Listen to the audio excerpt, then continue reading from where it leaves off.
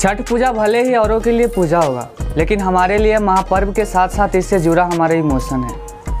Emotion वो emotion है कि अगर हमें अक्टूबर नवंबर के माह में शारदा सिन्हा का गाना अगर सुनाई दे दिया तो देश के किसी भी कोना में क्यों ना रहे, वहाँ नहीं हमारा दिल लगता है और ना ही दिमाग, बस ख्याल बनकर घूमता रहता है। हमारे गांव का वो छठ पूजा जो छठ से 10 दिन पहले से ही दोस्तों के साथ घाट बनाने लगते थे, घर घर जाकर चंदा इकट्ठा करते थे और घाट पर लाइट का व्यवस्था करवाते थे और घाट पर दूध और अगरबत्ती बंटवाते थे और दोस्तों के साथ खूब मस्ती करते थे।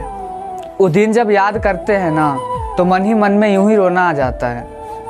बाकी ज़िंदगी है यहाँ तो हर जख्म जुल्म सहकर जीना ही जीवन कहलाता है और हम उसी ज़िंदगी के तलाश में अपना सारा खुशी खलास कर रहे हैं। लेकिन क्या बताए इस दिल के हाल को, मन एकदम बेहाल है। दिल और दिमाग में बस घर जाने का ही ख्याल है।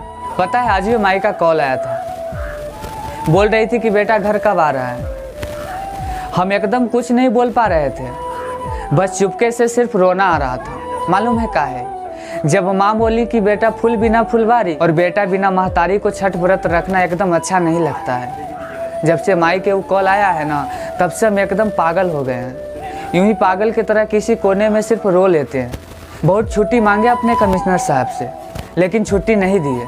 जानते हैं काहे कि एगो छठ पूजा से महत्वपूर्ण हम फौजी के लिए हमारा देश होता है और इसी देश के सेवा के लिए न जाने कितने हमारे जैसे फौजी भाई सिर्फ रोकर अपने याद को भुला देते हैं। बाकी माई से हम वादा किए हैं कि अगले साल का छठ गाँव में मनाएंगे।